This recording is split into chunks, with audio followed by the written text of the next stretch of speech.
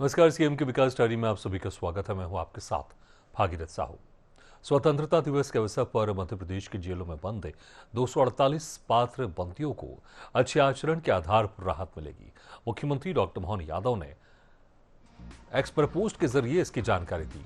सरकार के अनुसार 124 बंदियों को सजा में छूट का लाभ मिलेगा, जबकि 118 बंदियों की समय पूर्व रिहाई होगी। इसके अलावा 6 बंदियों को विशेष परिहार दिया जाएगा। मुख्यमंत्री ने कहा कि अच्छे आचरण और अनुशासित व्यवहार के आधार पर दी जा रही ये राहतें अन्य बंदियों को भी सुधारात्मक व्यवहार के लिए प्रेरित करेगी। सरकार का कहना है कि यह पहल पात्र बंदियों के पुनर्वास और उन्हें समाज की मुख्य धारा में सम्मानजनक रूप से वापस लाने की दिशा में है। मुख्यमंत्री डॉक्टर मोहन यादव आज उज्जैन दौरे पर थे। यहां उन्होंने श्री महाकालेश्वर मंदिर के गर्भगृह में भगवान श्री महाकालेश्वर का पूजन अर्चन की और बाबा महाकाल का आशीर्वाद लिया। इसके बाद मुख्यमंत्री शयन आरती में भी शामिल हुए। इस दौरान मुख्यमंत्री झांझ भी बजाते दिखाई दिए। मुख्यमंत्री ने बाबा महाकाल से प्रदेश की सुख समृद्धि और खुशहाली की कामना की। श्री महाकालेश्वर मंदिर प्रबंध समिति की ओर से मंदिर अध्यक्ष और कलेक्टर रोशन कुमार सिंह और प्रशासक प्रथम कौशिक ने मुख्यमंत्री का स्वागत और सम्मान किया।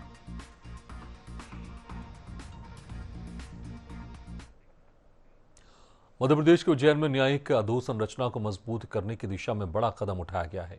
सुप्रीम कोर्ट के मुख्य न्यायाधीश जस्टिस सूर्यकांत और मुख्यमंत्री डॉक्टर मोहन यादव ने करीब 18 करोड़ 66 लाख रुपए की लागत से बनने वाले न्यायाधीश अतिथि गृह का भूमि पूजन और शिलान्यास किया। करीब 1.947 एकड़ जमीन पर बनने वाला ये अतिथि गृह G+1 संरचना में तैयार होगा, जिसपे न्यायाधीशों के ठहरने के लिए आधुनिक सुविधाएं उपलब्ध रहेंगी। इससे उज्जैन आने वाले विभिन्न न्यायालयों के न्यायाधीशों को बेहतर आवासीय सुविधा मिलेगी। कार्यक्रम में न्यायाधीश, अधिकारी और जनप्रतिनिधि मौजूद रहे। मुख्यमंत्री ने मुख्य न्यायाधीश को महाकालेश्वर मंदिर की प्रतिकृति भेंट की। मध्य प्रदेश के इंदौर में न्याय तक पहुंच बढ़ाए थीम पर वेस्ट जोन क्षेत्रीय सम्मेलन आयोजित किया गया, जिसमें मुख्यमंत्री डॉक्टर मोहन यादव शामिल हुए। कार्यक्रम में मुख्यमंत्री ने कई विधिक सेवा योजनाओं और पुस्तकों का विमोचन किया। वहीं सीजीआई जस्टिस सूर्यकांत ने नालसा की शिक्षा स्कीम और थीम सॉन्ग को इंडियन साइन लैंग्वेज में लॉन्च किया।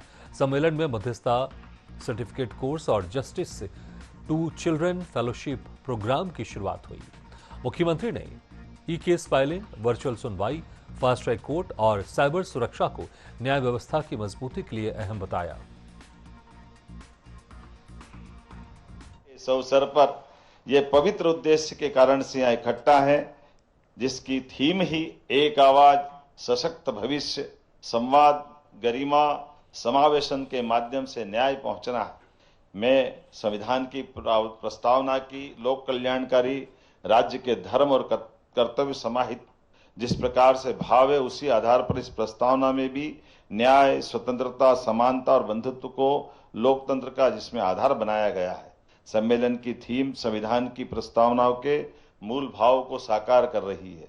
मुझे प्रसन्नता है, सम्मेलन के मध्यस्थता के माध्यम से छोटे छोटे विवाद का निपटान, केस पेंडेंसी को कम करने जैसी गंभीर विषयों पर भी मंथन हो रहा है। और वैसे तो हमारी परंपरा वास्तव में न्याय की परंपरा पंच परमेश्वर की अवधारणा रही है, जिन्होंने कभी समझाकर, कभी संवाद से, कभी समझौतों से विवादों को सहजता से सुलझाया है। हमारे संविधान में हजारों वर्ष की भारतीय न्याय परंपरा आधुनिक लोकतांत्रिक मूल्यों का उत्कृष्ट संगम है।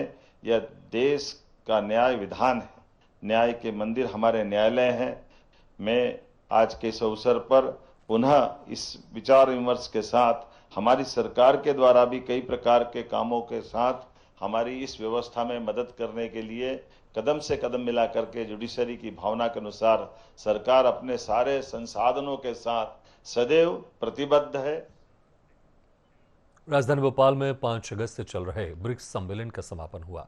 समापन अवसर पर मुख्यमंत्री डॉक्टर मोहन यादव ने कहा कि राजा भोज की नगरी भोपाल में ब्रिक्स देशों के संस्कृति मंत्रियों की ये बैठक हम सभी के लिए गौरव का विषय रही। प्रधानमंत्री नरेंद्र मोदी के नेतृत्व में देश निरंतर विकास के नए आयाम स्थापित कर रहा है। संस्कृति मंत्रियों का ये सम्मिलित आयोजन ये हमारे लिए गर्व और गौरव का विषय है। यशस्वी प्रधानमंत्री के नेतृत्व में देश के लिए कितने प्रकार से काम और उन कामों की गुणवत्ता, उन कामों के पीछे का गंभीर निहितार्थ पकड़ करके हमारे देश की अच्छाइयों को दुनिया के साथ बांट करके हम अपने इस देश के अतीत के गौरवशाली पक्ष पर गर्व कर सकें। ऐसे में अगर सारे विषयों के साथ देखें तो कल्चर का, अतीत का हमारा बहुत स्वर्णिम अध्याय रहा है, उसको जीवंत करते हुए, और वो सभी वेदवाक्य जो माननीय मंत्री जी ने भी बोले, हमारा तो भाव वसुधैव कुटुंबकम का है।